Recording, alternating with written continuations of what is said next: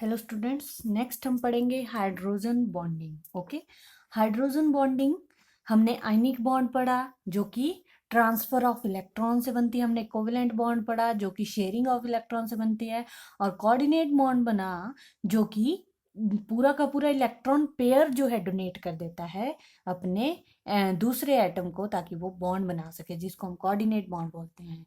Hydrogen bond जो है different है in a sense that it simply represent dipolar attraction shown by dotted line, ठीक है, between hydrogen atom and highly electronegative atom. अगर ये H और ये A को हम हाईली इलेक्ट्रोनेगेटिव एटम मान के चले हैं तो ये डॉट लाइन जो है हाइड्रोजन बॉन्डिंग है। H और A के बीच में कोवेलेंट बॉन्ड है और इधर साइड से ये वाला पोजीशन जो है क्या है, ये वाला बॉन्ड जो है हाइड्रोजन बॉन्डिंग है। ठीक है, तो हाइड्रोजन बॉन्डिंग कैसे बन रही है? आपस में तो ये कोवेलेंट बॉन्ड बना रहे हैं पर दूसरे मॉलिक्यूल के साथ क्या कर रहे हैं, हाइड्रोजन बॉन्ड बना रहे हैं, मतलब अट्रैक्शन हो रही है। ये किस वजह से हो रही है? क्योंकि ये जो इलेक्ट्रोनेगेटिव एटम जो अटैच है हाइड्रोजन के साथ, ये बहुत ही ज़्यादा इलेक्ट्रोनेगेटिविटी डिफरेंस क्रिएट कर रहा है, जिसकी वजह से ये पोलर नेचर हो जा रहा है इसका H का। ठीक है, और इस पोलैरिटी की वजह से इसमें डाइपोलर नेचर आ जाता है और ये फिर हाइड्रोजन बॉन्डिंग शो करने लगता है। डाइपोलर अट्रैक्शन है हाइड्रोजन बॉन्डिंग। ओके, कंडीशंस बोली हैं कि क्या जरूरी है। Hydrogen atom must be link to highly electronegative atom. ठीक है, तो हाइड्रोजन जो है वो यहाँ पे जरूरी है कि वो किसी ना किसी हाईली इलेक्ट्रोनेगेटिव एटम से अटैच हो। जो इलेक्ट्रोनेगेटिव एटम है उसका साइज जो है सबसे स्मॉल होना चाहिए, तभी हाइड्रोजन बॉन्डिंग अच्छी होगी। ठीक है, smaller the size greater will be the polarization of the covalent bond with hydrogen atom and thus greater will be the extent of dipolar attraction। जितनी पोलराइजेशन होगी, जितने पोल्स क्रिएट होंगे, उतने ही हाइड्रोजन बॉन्डिंग होगी। क्यों? क्योंकि वो उतने ही डाइपोलर अट्रैक्शन करेगा फिर दूसरे के साथ। यहाँ पे पॉजिटिव है ना, तो वो नेगेटिव के साथ डाइपोलर अट्रैक्शन करेगा। नाइट्रोजन और क्लोरीन की सेम इलेक्ट्रोनेगेटिविटी है, बट NH बॉन्ड जो है वो हाइड्रोजन बॉन्डिंग में पार्टिसिपेट करता है, बट ClH बॉन्ड जो है वो पार्टिसिपेट नहीं करता है हाइड्रोजन बॉन्डिंग में। ऐसा इसलिए है कि जो क्लोरीन एटम है उसका साइज बड़ा है एज कंपैरिजन टू नाइट्रोजन। हमने बोला ना कि इलेक्ट्रोनेगेटिविटी नेगेटिव एटम का जो है साइज स्मॉल होना चाहिए।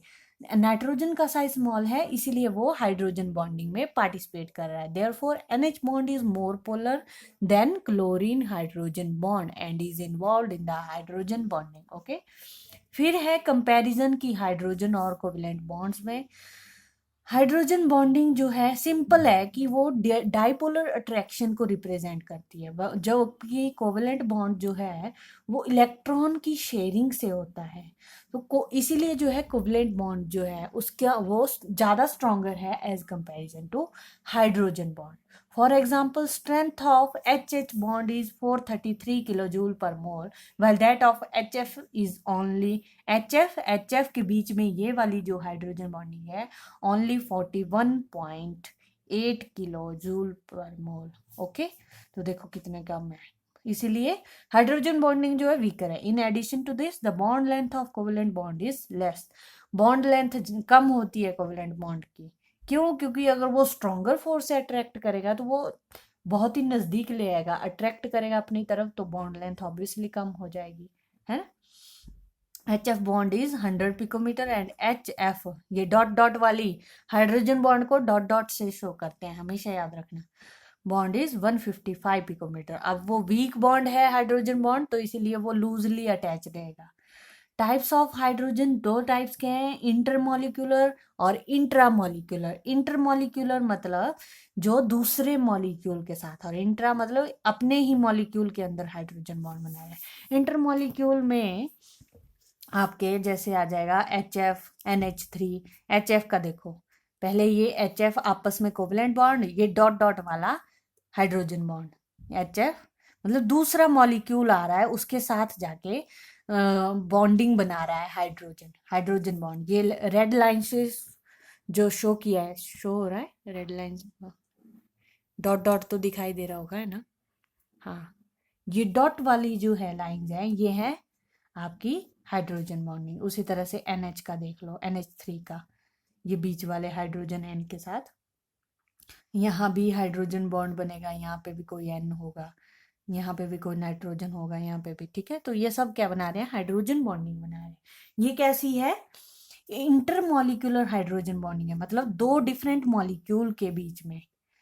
तो फ्लोरीन जो है मोस्ट इलेक्ट्रोनेगेटिव एटम है पीरियोडिक टेबल में, ठीक है। तो इसीलिए जो है इसकी हाइड्रोजन बॉन्डिंग जो है मैक्सिमम है, और ये हाईली पोलर होता है, leading to strong intermolecular hydrogen bonding. तो HF में स्ट्रॉन्ग इंटरमॉलिक्यूलर हाइड्रोजन बॉन्डिंग होती है, ठीक है। अमोनिया जो है, नाइट्रोजन की इलेक्ट्रोनेगेटिविटी है 3.0, while that of hydrogen is 2.1, therefore NH bond is polar and is involved in the hydrogen bonding, ठीक है। नेक्स्ट है वाटर। वाटर का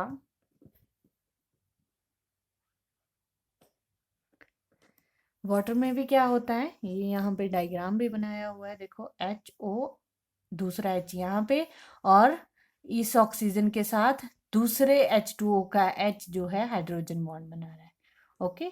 तो ऑक्सीजन की इलेक्ट्रोनेगेटिविटी 3.5 है, और इसीलिए जो है हाईली पोलर होता है H2O molecule. Intramolecular hydrogen bonding जो है वो क्या होती है, सेम ही मॉलिक्यूल में हाइड्रोजन बॉन्डिंग हो जाती है। जैसे ये देखो, एक मॉलिक्यूल है ना, यहाँ पे डिफरेंट मॉलिक्यूल थे, तो उसके एक साइड पे इलेक्ट्रोनेगेटिव एटम है, एक तरफ से हाइड्रोजन, और वो हाइड्रोजन बॉन्ड बना रहे हैं, ठीक है, belonging to the same molecule. Atoms are present in the bonds belonging to same molecule. तो ये जनरली बेंजीन के कंपाउंड्स दे सकते हैं ऐसी हाइड्रोजन बॉन्डिंग। ये ऑर्थोनाइट्रोफिनोल है, ये सैलिसिल एल्डिहाइड है, और ये ऑर्थोनाइट्रो बेंजल्डिहाइड है, ओके। तो ये देखो, ये बॉन्डिंग बनाई हुई है डॉट डॉट लाइन वाली, ओके। इफेक्ट्स क्या होते हैं या कॉन्सिक्वेंसेस क्या हैं हाइड्रोजन बॉन्डिंग के। तो हाइड्रोजन बॉन्डिंग जो है प्रॉपर्टी, सब्सटेंस की प्रॉपर्टीज पे, जैसे कि फिजिकल कैरेक्टर्स हो गए, बहुत ही ज़्यादा इन्फ्लुएंस है। तो हम पढ़ लेते हैं, पहले है physical state, okay. Intermolecular hydrogen bonding जो होती है वो फिजिकल स्टेट को इफेक्ट करती है, जैसे कि H2O और H2S दोनों ही हाइड्राइड हैं एलिमेंट्स के, जो कि सेम ग्रुप 16 से बिलोंग करते हैं। सल्फर भी ऑक्सीजन भी दोनों किससे बिलोंग करते हैं, 16 ग्रुप से। बट H2O जो है वो लिक्विड है रूम टेम्परेचर पे, और H2S जो है वो गैसियस है इन नेचर, ओके। ऐसा इसलिए है कि इन H2 the electronegativity difference of atoms in OH is 1.4, 3.5 minus 2.1, 1.4, while in H2S the difference is in SH bond is 0.4। अब इलेक्ट्रोनेगेटिविटी डिफरेंस इतना कम है, तो इसीलिए OH बॉन्ड जो है वो हाईली पोलर है, और उसकी वजह से वो हाइड्रोजन बॉन्डिंग बना देते हैं इन H2O मॉलिक्यूल, ओके। क्यों क्यों क्योंकि उनका इलेक्ट्रोनेगेटिविटी डिफरेंस क्या है, ज़्यादा है, और वो एसोसिएट कर जाते हैं, मतलब एसोसिएशन बना लेंगे, जैसे मैंने ऊपर बताई ना, ये वाली, ये एसोसिएशन है, ठीक है। एसोसिएशन बना लेंगे वो, और मॉलिक्यूलर साइज क्या करता जाएगा, उनका बड़ा होता जाएगा, और इसलिए वो लिक्विड स्टेट में है। और अगर H2S की बात करें, अगर उनका इलेक्ट्रोनेगेटिविटी डिफरेंस ही बहुत कम है, तो वो उनमें पोलैरिटी नहीं आ पाती, और अगर पोलैरिटी नहीं आ पाती तो वो क्या होते हैं, एसोसिएट नहीं कर पाते हैं, और मॉलिक्यूल नहीं बना पाते, इसीलिए जो है हाइड्रोजन बॉन्डिंग उनमें नेग्लिजिबल हो जाती है। Therefore H2S is gas at room temperature। Melting और बॉइलिंग पॉइंट की बात करें तो हाइड्रोजन बॉन्डिंग जो है एक्सपेक्टेड है कि वो इंक्रीज करेगी मेल्टिंग और बॉइलिंग पॉइंट्स को, ठीक है। But extra energy is needed to overcome the attractive forces that arise because of hydrogen bonding. This effect is quite prominent in the hydrides of the first elements in group 15 NH3, 16 H2O, 17 HF। Generally क्या होता है, melting और boiling points of the hydrides are expected to increase down the group. क्या कि first element जो हैं groups के 15 16 17 के, उनकी जो हाइड्राइड्स हैं वो क्वाइट प्रोमिनेंट हैं। ओके, तो मेल्टिंग पॉइंट जनरली क्या होते हैं, डाउन द ग्रुप जाते जाते हैं तो इंक्रीज करते जाते हैं, बट यहाँ पे उल्टा है। यहाँ पे क्या होते हैं, इंक्रीज की बजाय डिक्रीज हो रहे हैं। जैसे यहाँ पे देखो ग्रुप 15 में दिया है, पहले 195 था मेल्टिंग पॉइंट, फिर 138 हो गया, फिर थोड़ा सा इंक्रीज आया 159, फिर 184, मतलब पहले इंक्रीज फिर डिक्रीज हुआ है। उसी तरह से देखो यहाँ पे H2O में 273, फिर 190, फिर 209, फिर 222। ओके, इसी तरह से 17 में भी। तो इसीलिए जो है ये एविडेंट है कि hydrides of first element in their respective groups are quite high simply because these molecules are involve in hydrogen bonding. इनके जो मेल्टिंग और बॉइलिंग पॉइंट हाई इसलिए है क्योंकि इनमें हाइड्रोजन बॉन्डिंग जो है ज़्यादा है as comparison to other molecules. ठीक है, जो कि हम बात कर चुके हैं कि हाइड्रोजन बॉन्डिंग इलेक्ट्रोनेगेटिविटी की वजह से कम होती जाती है। इनमें इलेक्ट्रोनेगेटिविटी कम होगी, इसीलिए ये हाइड्रोजन बॉन्डिंग शो नहीं करते। सॉल्युबिलिटी की बात करें अगर हम, हाइड्रोजन बॉन्डिंग जो है सॉल्युबिलिटी को भी इन्फ्लुएंस करती है। अब अल्कोहल जो है वो ऑर्गेनिक होते हैं नेचर में, और वो एक्सपेक्टेड होते हैं कि वो वाटर में सॉल्यूबल नहीं होंगे, बट अल्कोहल जो है वो वाटर में भी सॉल्यूबल हो जाते हैं रूम टेम्परेचर पे। ऐसा इसलिए क्योंकि वो हाइड्रोजन बॉन्डिंग बना लेते हैं वाटर के साथ। ये OH जो है ये अल्कोहल का है, और ये H2O वाटर का मॉलिक्यूल। तो ये देखो यहाँ पे बीच में इन्होंने अपना हाइड्रोजन बॉन्ड बना लिया है। ठीक है, सो एनर्जी रिलीज हो जाती है due to result of attraction. क्यों अट्रैक्शन होती है तो एनर्जी रिलीज हो जाएगी। ठीक है, since energy of the system involving alcohol and water decreases this favours the solubility. Energy decrease तो सॉल्युबिलिटी इंक्रीज। नेक्स्ट है सरफेस टेंशन एंड विस्कोसिटी। ठीक है, हाइड्रोजन बॉन्डिंग जो है लीड करती है, अगर हाइड्रोजन बॉन्डिंग ज़्यादा है तो विस्कोसिटी इंक्रीज करेगी और सरफेस टेंशन भी इंक्रीज कर जाएगी। Both glycerol and sulphuric acid are highly viscous due to presence of intermolecular hydrogen bonding in their molecules. ठीक है, तो यहाँ पे आइस और वाटर का भी बताया हुआ है कंसेप्ट की हाइड्रोजन बॉन्डिंग कैसी होती है। आइस में देखो ऐसे टेट्राहेड्रल अरेंजमेंट बने होते हैं और बीच में खाली स्पेस होता है। ठीक है, ये इस तरह से है, कुछ इस तरह से। ओके, इस तरह से जुड़ा हुआ है। ये एक कोना है, एक कोना ये, एक कोना ये, एक कोना ये और एक ये। ठीक है, 4 कोने, एक ये, एक ये, एक ये, एक ये, इस तरह से। और बीच में देखो खाली स्पेस है, बीच में खाली स्पेस है, ऐसे है। ठीक है, टेट्राहेड्रल अरेंजमेंट होता है, इसीलिए आइस का जो है डेंसिटी क्या होती है, कम होती है एज कंपैरिजन टू वाटर। क्यों, क्योंकि वहां पे बीच में वैकेंट स्पेसेस होते हैं इस तरह से।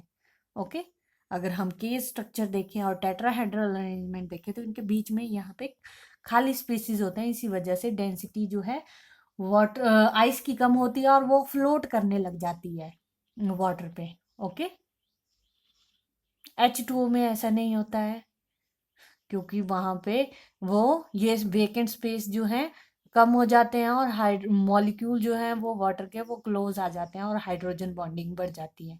ठीक है, यहाँ पे ऐसा नहीं है।